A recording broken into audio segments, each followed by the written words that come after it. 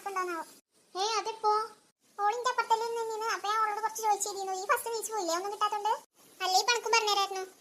അപ്പൊ എനിക്ക് മാർക്കൊക്കെ ഉണ്ടാവൂലേ? ഒരു 5-6 മാർക്കൊക്കെ ഉണ്ടാവും.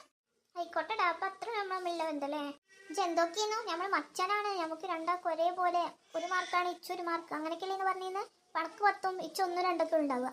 അത് സാറില്ലടാ, അടുത്ത സമയം നമുക്ക് വെച്ചാൽ പറയാം. അപ്പോൾ നമുക്ക് രണ്ടാൾക്ക് എഴുതണ്ട. അനക്കറിയണ മാത്രം ഞാൻ എഴുതും, ഇച്ചറിയണ മാത്രം ചെയ്തു. വേറെ ആരോടും ചോദിച്ചാൽ കേട്ടോ. ഇനിയിപ്പോൾ അങ്ങനെ പറഞ്ഞാൽ മതിയല്ലോ. ടീച്ചറാണ് ടൈം. എത്ര ടൈം നോക്കാം? 9:55, 5 മിനിറ്റ് കൂടി. ടീച്ചർ പേപ്പർ മറന്നാൽ മതിയായിരുന്നു അല്ലേ?